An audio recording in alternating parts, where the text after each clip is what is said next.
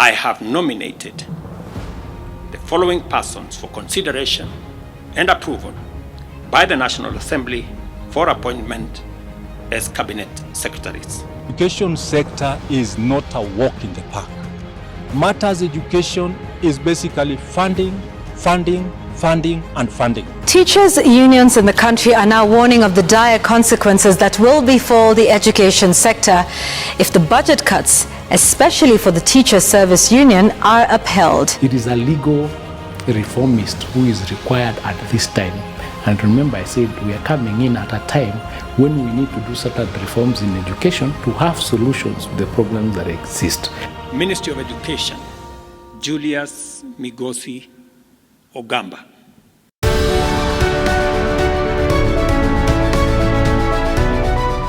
This is home, eh? This is where we grew up. In my early years, there was an old house here, not this one, an old mud house that was here. That's where we grew up. And just around here is where my mom used to do her vegetables and all that. My name is Julius Migos Ogamba. I come from Kisii County, Kitutu Chache North constituency. That's where I was born. I'm an advocate of the High Court of Kenya. I've worked as an advocate of the High Court for well over 30 years. And my most recent appointment is I was chairing the Kenyan board. Yeah. Hello.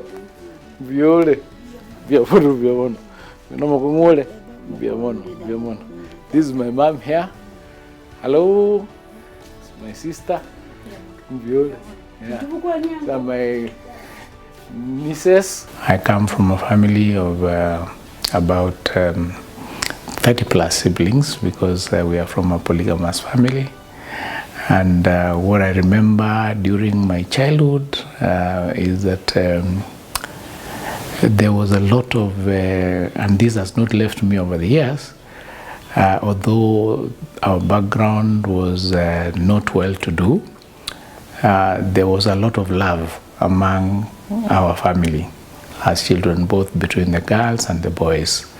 And in fact, as I was growing up, you wouldn't tell the difference between the children from one home to the next. And that extended to the wider village from where I came from. I remember going to stay at my cousins' places when you're looking after cows. You go somewhere, you get late. That house where you get late is where you'll eat and where you'll sleep.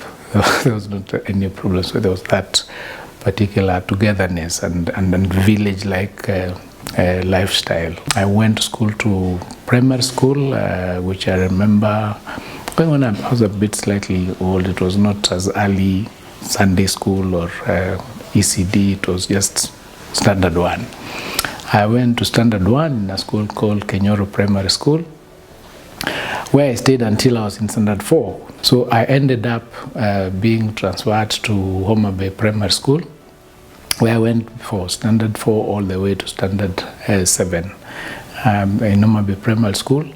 I got shocked because Kenyoro Primary School was a mud house. It was a mud building and an earth floor. When I went to Homa Bay Primary School, it was actually nice cement, you know, a concrete building, iron sheets and that stuff.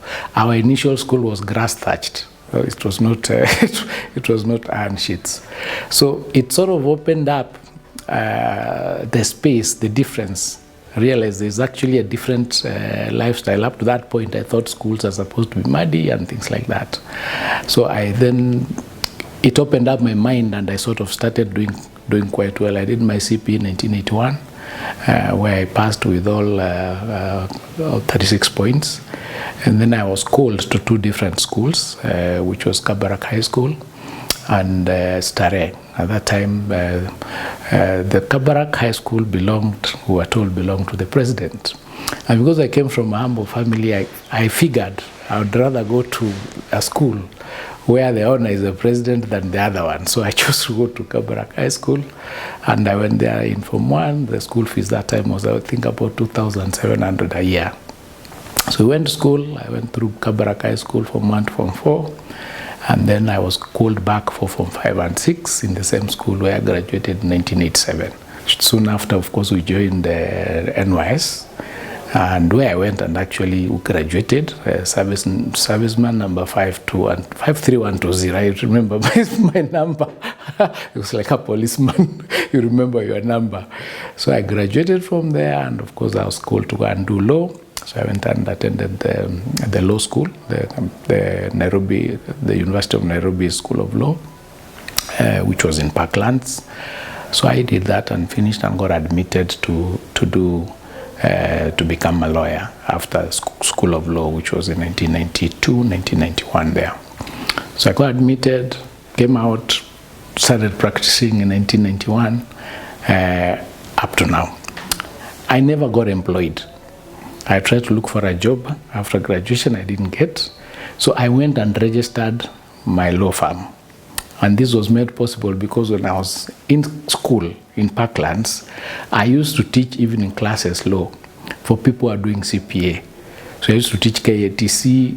There's a course called KATC that people do when they are doing accounts and stuff like that. So I used to teach, and I had made a bit of money, and my account was in Trade Bank as a student. So I finished and registered my law firm.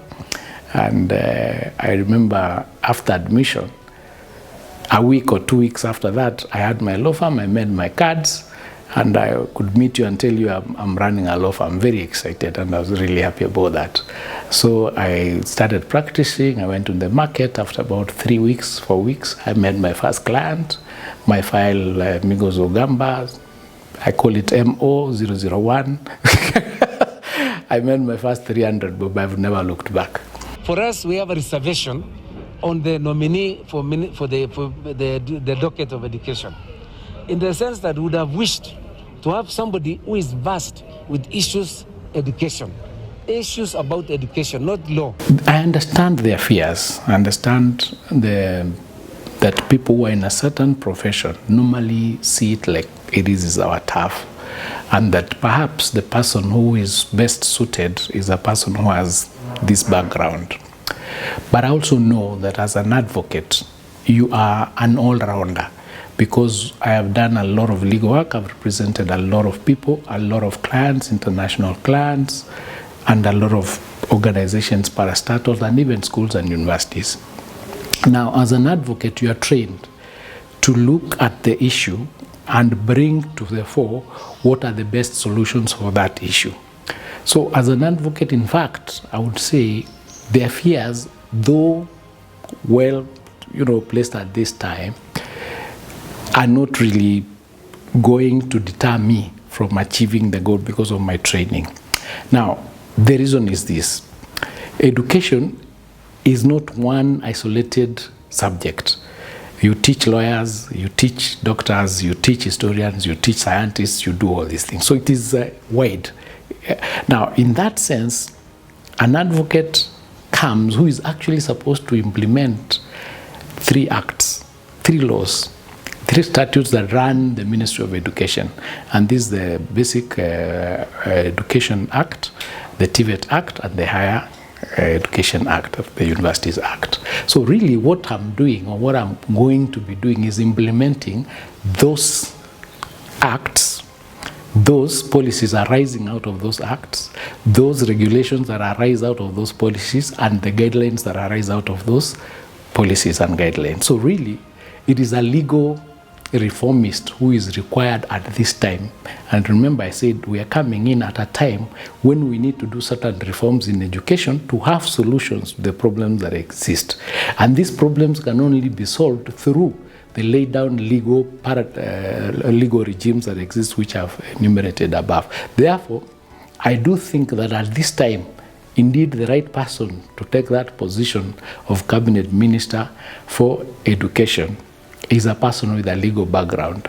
And I say this because as we speak, there is a presidential task force that was set up that has done a lot of work and collected a lot of data and information, and they have reduced this into recommendations of what needs to be done. As we speak, they have recommended amendments to the law to almost 13 different pieces of legislation.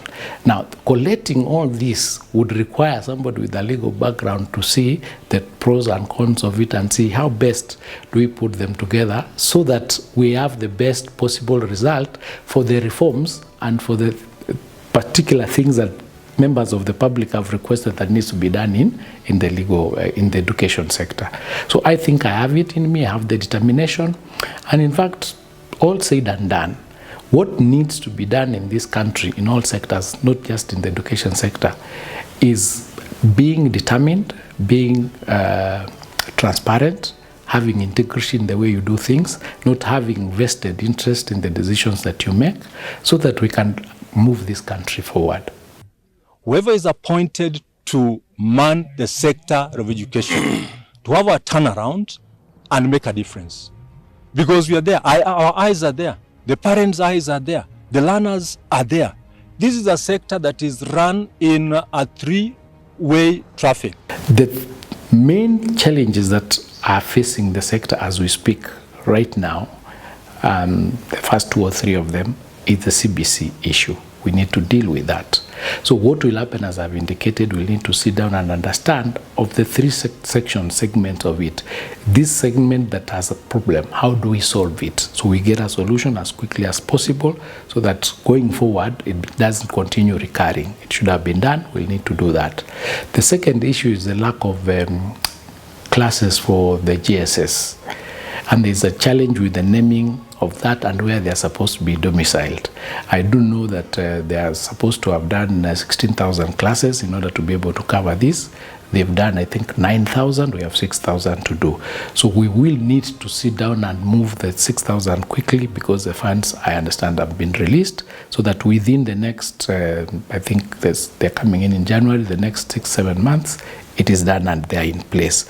Where they are not, in areas where they are not, we do an audit and find out where, for example, there are neighboring schools where there is space, we move the students there while this is being concluded. The next challenge that is there in the higher education is funding. The new funding model has not been understood by a lot of the parents, even some of the teachers and the university people. They have not understood that. We need to be able to unbundle it in a language that everybody understands and communicate this to the people so that they know what it is that we are talking about. The model itself is very good.